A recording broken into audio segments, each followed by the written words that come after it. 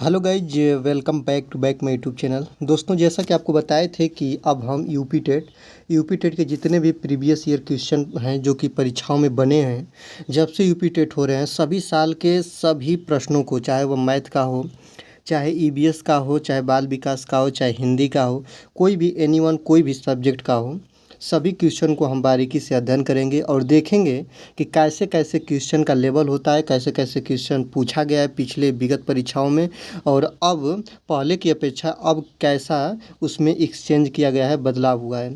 तो आज की वीडियो में हम बात करेंगे 2022 में जो ईवीएस पोर्शन है दोस्तों, पर्यावरण ईवीएस पोर्शन में 30 क्वेश्चन पूछते हैं। पर्यावरण अध्ययन का 30 क्वेश्चन पूछता है। इस 30 क्वेश्चन को देखेंगे कैसा क्वेश्चन बना था, और आप अपनी जानकारी को भी जांचेंगे कि कितने क्वेश्चन आपको आ रहे हैं। तो कमेंट बॉक्स में आप ज़रूर बताइएगा कि 30 क्वेश्चन में कितने क्वेश्चन आप अपने मन से कर ले रहे हैं। तो चलिए वीडियो को स्टार्ट करते हैं। स्टार्ट करने से पहले आपसे रिक्वेस्ट करेंगे कि चैनल पर नए हैं तो चैनल को सब्सक्राइब करिए, और वीडियो अच्छे लगे, ऐसे ही वीडियो आप पाना चाहते हैं यूपी टेट की प्रॉपर आपको तैयारी के लिए जो भी वीडियो मिलेगी, अगर उतनी वीडियो को आप देखेंगे तो आपको ज़्यादा से ज़्यादा चीज़ें क्लियर हो जाएगी। तो देखेंगे, मैं यहाँ पे जो भी क्वेश्चन 121 से आपको यहीं पे बता दूँ, 121 से पर्यावरण अध्ययन का जो पोर्शन होता है वो चालू होता है, और कहाँ तक जाता है दोस्तों, 150 तक। इस बात को आप लोग ध्यान दीजिएगा। तो यहाँ पे दिया है कि कार्बन डेटिंग संदर्भित करता है। तो जो कार्बन डेटिंग होता है वह कौन सा संदर्भित करता है, या कार्बन डेटिंग से किस चीज़ का पता लगाया जाता है दोस्तों? तो कार्बन डेटिंग से जो पता लगाया जाता है वह पता लगाया जाता है प्राचीन स्थलों में मौजूद हड्डियों या सामग्रियों के आयु मापन से।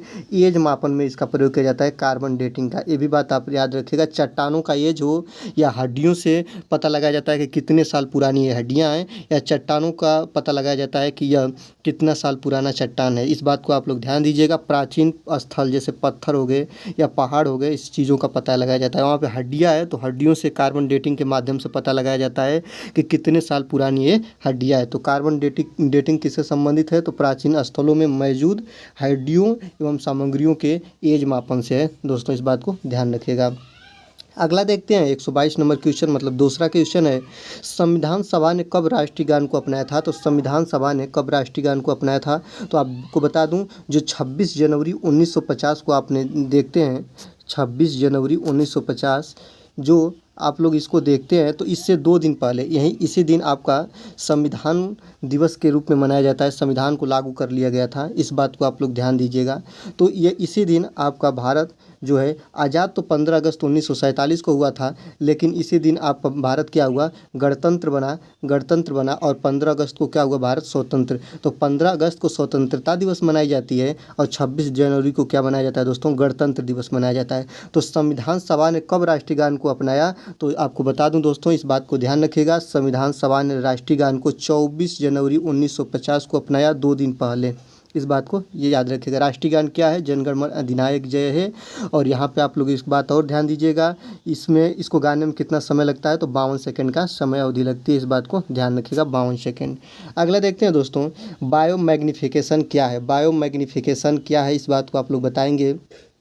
तो ये जो बायोमैग्निफिकेशन है, इनमें से सभी तो होगा नहीं। कंप्यूटर के द्वारा चित्र के आकार में वृद्धि तो होगा नहीं, जीव के आकार में वृद्धि तो होगा नहीं। समय के साथ ऊतक में विषैले पदार्थ की बढ़ती सांद्रता को मापा जाता है बायोमैग्निफिकेशन में। दोस्तों, ऑप्शन नंबर 4 आपका करेक्ट आंसर हो जाएगा। जो भी आपको ऑप्शन के जो भी प्रश्न के ये जो आपके उत्तर मिल रहे हैं, सभी यह आंसर की जो है, जितने भी आंसर की मैं आपको आंसर बता रहा हूँ, ये अपने मन से तो बता ही रहे हैं, लेकिन जो आपकी ये जो संस्था द्वारा दी गई ऑफिशियल आंसर की है उससे भी बताया जा रहा है। तो इस बात को आप लोग ध्यान रखिएगा। अगला देखते हैं कि निम्नलिखित में से कौन जैव मंडल का अजैविक घटक नहीं है? तो जैविक घटक, अजैविक घटक, 2 प्रकार के अपने जैव मंडल में घटक पाए जाते हैं। एक तो जैविक घटक क्या होते हैं, अजैविक घटक क्या होते हैं। तो इसमें देखिएगा दिया है जैव मंडल में अजैविक घटक नहीं है। तो अजैविक घटक कौन सा नहीं है आपको बता दें दोस्तों। तो इसमें देखिएगा फास्फोरस हो गया, और यहाँ पे आपका मृदा हो गया, और यहाँ पे आपका प्रोटीन हो गया, ठीक ना। तो ये जो है आपका दोस्तों यहाँ पे अजैविक घटक पूछा है, तो जो आपका कवक हो जाएगा वो क्या हो जाएगा दोस्तों, अजैविक घटक है। इस बात को याद रखिएगा, अजैविक घटक है। मतलब ये क्या है, जैविक घटक। क्या है दोस्तों, मतलब जैविक घटक। और ये सभी दोस्तों हैं वह अजैविक घटक हैं, क्योंकि इसमें जीवन नहीं पाया जाता है, इसमें जीवन कला लाइफ इंश्योरेंस नहीं पाया जाता है। जो फास्फोरस होता है इसमें यह अजैविक घटक है, मृदा अजैविक घटक है, प्रोटीन अजैविक घटक है, लेकिन लेकिन आप लोग ध्यान दीजिएगा। और इसमें पूछा है कि कवक क्या है, तो कवक जैविक घटक है, लेकिन प्रश्न घुमा कर पूछा है कि अजैविक घटक नहीं है, मतलब दोस्तों जैविक घटक है। कौन जैविक घटक है, तो कवक है, इस बात को ध्यान रखिएगा। आगे देखते हैं दोस्तों, ग्रीन पीस इंटरनेशनल का मुख्यालय उपस्थित है। ग्रीन पीस इंटरनेशनल का मुख्यालय कहाँ स्थित है, इस बात को आपको बताना होगा। तो एम्स्टर्डम में इसका मुख्यालय उपस्थित है, ध्यान रखिएगा। इसको बोलते हैं दोस्तों, यहाँ पे मिस प्रिंटिंग हुआ है, एम्स्टर्डम में इसका मुख्यालय स्थित है, इस बात को ध्यान रखिएगा। जीके का क्वेश्चन है। अगला देखते हैं, घास भूमि क्षेत्र के परितंत्र के खाद्य श्रृंखला में सबसे उच्च स्तर उपभोक्ता कौन है, तो सबसे उच्च स्तर उपभोक्ता घास भूमि परितंत्र में क्या है दोस्तों, जिसको बोलते हैं, क्या बोलते हैं, मांसाहारी। क्या बोला जाता है दोस्तों, मांसाहारी। घास भूमि क्षेत्र परितंत्र में खाद्य श्रृंखला में सबसे उच्च स्तर का उपभोक्ता क्या कहलाता है, मांसाहारी कहलाता है, इस बात को याद रखिएगा। दोस्तों देखिएगा, आपको बता दें, मांसाहारी हो गया, सर्वाहारी हो गया, और इसके बाद आपका शाकाहारी हो गया। ये सब जो खाद्य श्रृंखला है, खाद्य श्रृंखला से हर साल एक क्वेश्चन बनते हैं, तो इसलिए इस श्रृंखला को आप लोग अच्छे से पढ़िएगा, और मैं एक वीडियो श्रृंखला के ऊपर भी बनाऊंगा। वायुमंडल का प्रमुख स्तर जो पृथ्वी के सबसे पास है, तो वायुमंडल का जो आपने वायुमंडल का सबसे प्रमुख स्तर जो पृथ्वी के सबसे पास है, वो कौन सा है दोस्तों, आपको बता दूं, वो है आपका क्षोभ मंडल। कौन सा है, क्षोभ मंडल, इस बात को याद रखिएगा, क्षोभ मंडल है। क्षोभ मंडल के बाद पड़ता है समताप मंडल। यही पूछ देता है कि ओजोन मंडल किस मंडल का भाग है या कहाँ पे पाया जाता है, तो समताप मंडल के अंदर पाया जाता है।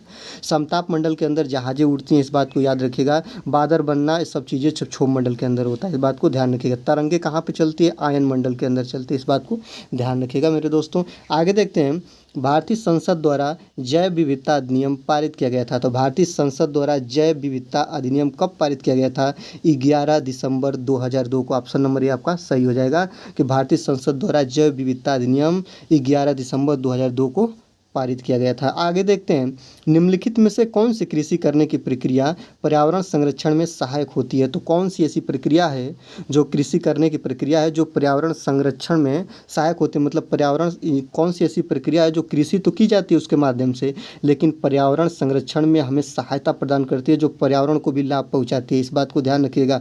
शिफ्टिंग खेती, इससे कुछ भी बेनिफिट नहीं है। ग्लास हाउस प्रभाव, ये भी कुछ नहीं, ग्लास हाउस प्रभाव, ये भी कुछ नहीं है।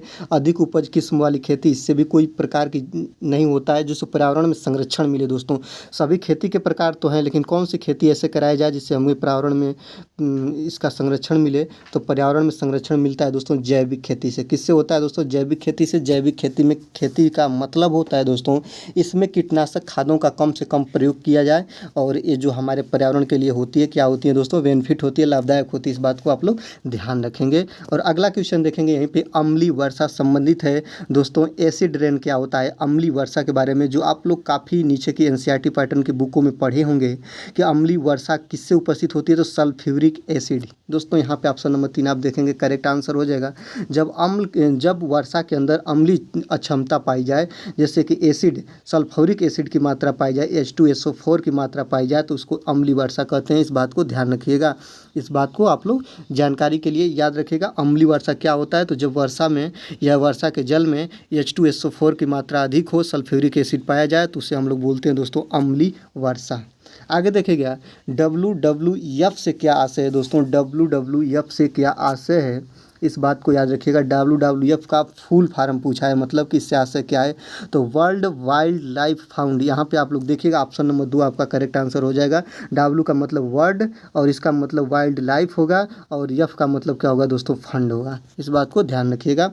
और आगे देखिएगा, फूलों की घाटी अवस्थित है। फूलों की घाटी कहाँ पे पाई जाती है, फूलों की घाटी किस जगह को कहा जाता है, यहाँ या ये फूलों की घाटी कहाँ से बिलोंग करती है दोस्तों, तो आपको पता होगा, काफ़ी चर्चित जगह है। फूलों की घाटी कहाँ पे है दोस्तों, उत्तराखंड में स्थित है फूलों की घाटी। या चमेली की घाटी किसे बोलते हैं, तो उत्तराखंड को बोलते हैं, या फूलों की घाटी किसे बोलते हैं दोस्तों, उत्तराखंड को बोलते हैं। अगला देखिएगा, अगला पॉइंट है कि भारत में निम्नलिखित में से कौन सी ऐसी एजेंसी है मुख्य रूप से प्रदूषण के मापन से संबंधित है। दोस्तों भारत में कौन सी एजेंसी है जो भारत में प्रदूषण मापन, पॉल्यूशन मेजरमेंट को देखती है या पॉल्यूशन का मापन करती है, कौन सी है, सर्वे ऑफ इंडिया, केंद्रीय जल आयोग, केंद्रीय प्रदूषण नियंत्रण बोर्ड, ग्रीन ट्रिब्यूनल। तो आपको बता दें दोस्तों, जो पूरे भारत में मुख्य रूप से प्रदूषण मापने का कार्य करती है वो सेंट्रल पॉल्यूशन नियंत्रण बोर्ड है, केंद्रीय प्रदूषण नियंत्रण बोर्ड। ऑप्शन नंबर 3 आपका करेक्ट आंसर होगा, यही भारत में प्रदूषण मापने का का कार्य करती है, इस बात को ध्यान रखिएगा। प्रदूषण जब ज़्यादा होते हैं तो भी ये आगाह करती है,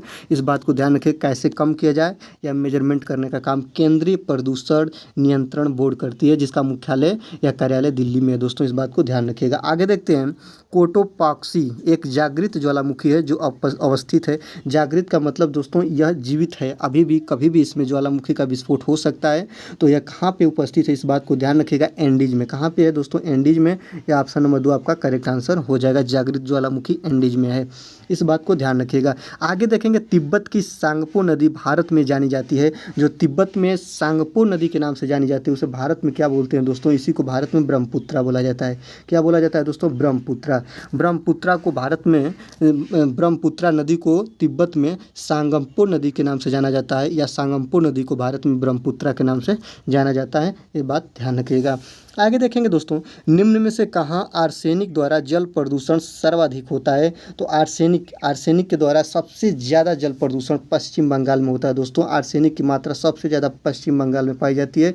और जल प्रदूषण आर्सेनिक के द्वारा जल प्रदूषण जो होता है दोस्तों कहाँ होता है, पश्चिम बंगाल में, इस बात को आप लोग ध्यान रखिएगा। आर्सेनिक एक प्रकार का रसायन होता है, इस बात को भी ध्यान रखिएगा। आगे देखेंगे, भारत में पश्चिमी घाट के दक्कन शुष्क हैं, क्योंकि भारत में पश्चिमी घाट के दक्कन शुष्क हैं क्योंकि इसके क्या कारण है दोस्तों, तो इसके कारण है रेन शैडो प्रभाव। रेन शैडो प्रभाव के कारण भारत में पश्चिमी घाट के दक्कन शुष्क अवस्था में पाए जाते हैं। रेन शैडो प्रभाव जो आप पढ़ेंगे एनसीईआरटी बुक में, इसका काफ़ी इसका प्रभाव देखा जाता है, जो कि रेन शैडो प्रभाव के कारण भारत के पश्चिमी घाट के दक्कन जो है दोस्तों वो शुष्क अवस्था में पाए जाते हैं। आगे देखिएगा, वन्य जीव सुरक्षा अधिनियम पारित किया गया था। वन्य जीव सुरक्षा अधिनियम कब पारित किया गया था, तो वन्य जीव सुरक्षा अधिनियम 1972 में पारित किया गया था। इसका मतलब ये था दोस्तों कि वन्य के अंदर या जंगल के अंदर निवास करने वाले सभी जीवों की कैसे सुरक्षा की जाए उसको, जैसे कि कुछ भी हिंसक जानवर हैं, हिंसक जानवरों को,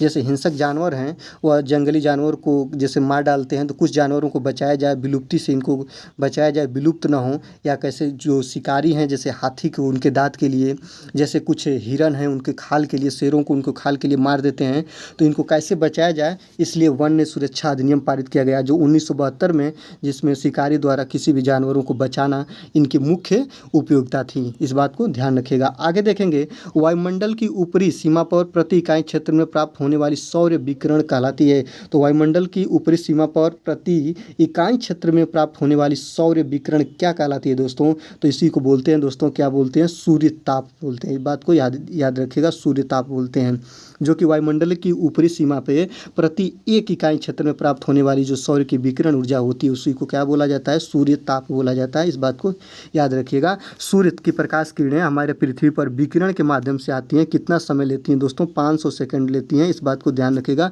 सूर्य की प्रकाश ऊर्जा से हमें विटामिन डी प्राप्त होता है, इस बात को भी आप लोग साथ ही साथ याद करते चलिए, समझते चलिए, ठीक ना। सूर्य की प्रकाश किरणें कितनी हमारे लिए लाभदायक होती है, इससे विटामिन डी भी हमें प्राप्त होता है। आगे देखिएगा, किस देश के संविधान से मौलिक कर्तव्य लिया गया है दोस्तों, तो किस देश के संविधान से मौलिक कर्तव्य लिया गया है, तो यूएसएसआर से लिया गया है, इस बात को ध्यान रखिएगा। Option number answer correct answer. आगे देखिएगा, दिया है कि सर्वाधिक जैव विविधता पाई जाती है। सर्वाधिक जैव विविधता कहाँ पे पाई जाती है, दोरांग घाटी में, शांति घाटी में, सुरमा घाटी में और फूलों की घाटी में। तो जैव विविधता कहाँ पे पाई जाती है दोस्तों, शांत घाटी में, इस बात को याद रखिएगा। ऑप्शन नंबर 2 आपका करेक्ट आंसर हो जाएगा। शांत घाटी में अत्यधिक सर्वाधिक जैव विविधता पाई जाती है, इस बात को ध्यान रखिएगा। जैव परिस्थिति से इसका मतलब है, इसका संबंध है जैव परिस्थिति से, तो ये कहाँ पे पाई जाती है, शांत घाटी में जैव विविधता सर्वाधिक पाई जाती है, इस बात को याद रखिएगा।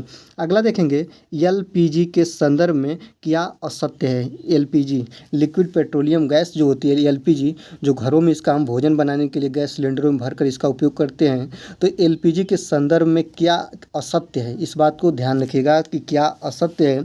मीथेन उत्सर्जन करने वाला, नीले ज्वाला से जलने वाला, उच्च ऊष्मीमान, एक स्वच्छ ईंधन। याद रखिएगा दोस्तों, एक स्वच्छ ईंधन की श्रेणी में इसे रखा गया है क्योंकि जलने पर यह किसी प्रकार का राख या उत्पाद नहीं देता है। ऑप्शन नंबर 4 तो आपका करेक्ट आंसर है। उच्च ऊष्मीमान, उच्च ऊष्मीमान भी इसका होता है दोस्तों, ये जलता है तो उच्च ऊष्मीमान देता है जिससे खाना जल्दी से पक जाता है। नीले ज्वाला के साथ जलता है, ये भी बात सही है दोस्तों, ये भी बात सही है, ये भी बात सही है। मीथेन उत्सर्जन करने वाला एलपीजी गैस के संदर्भ में क्या असत्य है, तो यही असत्य है दोस्तों। तो जो असत्य है वही क्या होगा दोस्तों, सही होगा, क्योंकि असत्य पूछा है तो ये आपके गलत हो जाएंगे। मीथेन उत्सर्जन कभी एलपीजी गैस नहीं करता, इसलिए ये क्या होगा, ऑप्शन सही हो जाएगा। ऑप्शन नंबर यानी दी करेक्ट आंसर हो जाएगा, क्योंकि गलत ऑप्शन का गलत क्वेश्चन का गलत ही आंसर होगा, इस बात को याद रखिएगा। आगे देखिएगा, पारिस्थितिकी तंत्र के घटक हैं। पारिस्थितिकी तंत्र के घटक क्या हैं, आप पढ़े होंगे जैव विविधता में, आप पढ़े होंगे खाद्य श्रृंखला में, उत्पादन, उपभोक्ता और अपघटक। कोई उत्पादन करता है, कोई उसका उपभोग करता है, और कोई जो उसका उपयोग करता है जब वो मर जाता है तो उसको अपघटक होते हैं, वो मिट्टी में मिलाने का कार्य करते हैं। इस बात को याद रखिएगा, यही पारिस्थितिकी तंत्र के मुख्य 3 घटक होते हैं। आगे देखिएगा, मकर रेखा है। किसे मकर रेखा कहते हैं, जब आप लोग ग्लोब ऐसे देखिएगा तो इसमें उत्तरी अक्षांश होता है और इसमें दक्षिणी अक्षांश होता है। तो मकर रेखा किसे कहते हैं, तो 23.5 डिग्री साउथ को क्या बोला जाता है दोस्तों, मकर रेखा कहा जाता है। ऑप्शन नंबर 2 आपका करेक्ट आंसर हो जाएगा, ठीक ना। नॉर्थ और साउथ होता है, ठीक ना। तो 23.5 डिग्री साउथ का मतलब दक्षिणी को क्या बोला जाता है दोस्तों, मकर रेखा कहा जाता है। 23.5 डिग्री दक्षिणी को क्या कहा जाता है, मकर रेखा कहा जाता है। ऑप्शन नंबर 2 आपका करेक्ट आंसर हो जाएगा, ठीक ना। इस बात को याद रखिएगा। और यही कर्क रेखा पूछ देगा तो 23.5 डिग्री उत्तरी को क्या बोला जाएगा, कर्क रेखा बोला जाएगा। क्या बोला जाएगा, कर्क रेखा बोला जाएगा। और यहीं पे आपका ऐसे देखिएगा पूछ देता है कि उत्तरी गोलार्ध किसे कहते हैं, दक्षिणी गोलार्ध किसे कहते हैं। तो ऊपरी भाग को उत्तरी गोलार्ध बोला जाता है दोस्तों, और निचली भाग को क्या बोला जाता है, दक्षिणी गोलार्ध बोला जाता है। यहाँ पे 0 देशांतर इसी को बोला जाता है, इस बात को ध्यान रखिएगा। आगे देखिएगा, इकोसिस्टम शब्द का सर्वप्रथम प्रयोग किसने किया था, काफ़ी इंपॉर्टेंट है। जब भी आप लोग पर्यावरण अध्ययन का कोई भी चैप्टर पढ़ेंगे तो उसमें आपको सबसे पहले एक चीज़ मिल जाएगा, डॉक्टर एजी टेंसले को क्या बोला जाता है, इकोसिस्टम का जन्मदाता डॉक्टर एजी टेंसले को बोला जाता है। ऑप्शन नंबर 3 आपका करेक्ट आंसर हो जाएगा। अगला देखिएगा दोस्तों, ध्रुव तारा कहा जाता है, किसे ध्रुव तारा की उपाधि दी गई है, पश्चिमी तारे को, पूर्वी तारे को, दक्षिणी तारे को, उत्तरी तारे को। कितने लोग, लगभग ज़्यादा से ज़्यादा लोग इस बात को जानते होंगे, ध्रुव तारे किसे कहते हैं, उत्तरी तारे को। किससे बोला जाता है दोस्तों, उत्तरी तारे को। ऑप्शन नंबर 4 आपका करेक्ट आंसर हो जाएगा। उत्तरी तारे को ध्रुव तारा का उपाधि दिया गया है, या ध्रुव तारे को उत्तरी तारे के रूप में जाना जाता है। आगे देखिएगा, भारत में प्रोजेक्ट टाइगर प्रारंभ किया गया था कब, तो 1973 में। ये भी काफ़ी रटा रटाया क्वेश्चन है कि 1973 में भारत में प्रोजेक्ट टाइगर का प्रारंभ किया गया था, इस बात को ध्यान रखिएगा। आगे देखेंगे, कान्हा राष्ट्रीय उद्यान भारत के किस राज्य में, काफ़ी बार प्रचलित और चर्चित नाम है कि कान्हा राष्ट्रीय उद्यान भारत के किस राज्य में है, तो मध्य प्रदेश में। किस में है दोस्तों, मध्य प्रदेश में, एमपी में है कान्हा राष्ट्रीय उद्यान। ऑप्शन नंबर 3 आपका करेक्ट आंसर हो जाएगा। आगे देखिएगा, लखनऊ समझौता कब हुआ था, 1916 में। इस बात को ध्यान रखिए, एक क्वेश्चन आपका यहीं से तैयार हो गया। तो कोई भी समझौता 2 लोगों के मध्य होता है, तो किन दो पक्षों के मध्य हुआ था लखनऊ समझौता, तो आपको बता दूं दोस्तों, ये जो समझौता हुआ था कांग्रेस और मुस्लिम लीग के मध्य हुआ था। ऑप्शन नंबर 4 आपका करेक्ट आंसर हो जाएगा। कांग्रेस और मुस्लिम लीग के मध्य हुआ था लखनऊ समझौता 1916 में। आगे देखिएगा, आगे है अगला क्वेश्चन है कि जंगली गधों का अभ्यारण्य कहाँ उपस्थित है दोस्तों, तो काफ़ी रटा रटाया क्वेश्चन, गुजरात में है। और जंगली गधों का अभ्यारण्य कहाँ है दोस्तों, गुजरात में। इस बात को ध्यान रखिएगा, इस बात को समझिएगा, ठीक ना। तो एक सींग के गैंडा कहाँ पे पाए जाते हैं, एक क्वेश्चन आप लोग बताएंगे कमेंट बॉक्स में, ये भी क्वेश्चन यूपीटेट में पूछा गया है। तो आज की वीडियो में बस इतना ही, मिलते हैं अगले वीडियो में। तब तक के लिए आपसे रिक्वेस्ट करेंगे कि चैनल पर नए हैं, चैनल को सब्सक्राइब करिए, बेल आइकन को प्रेस करिए, और वीडियो अच्छी लगे तो वीडियो को दोस्तों के साथ शेयर करिए। तब तक के लिए देखते रहिए अभिषेक एकेडमी, मिलते हैं अगले वीडियो में।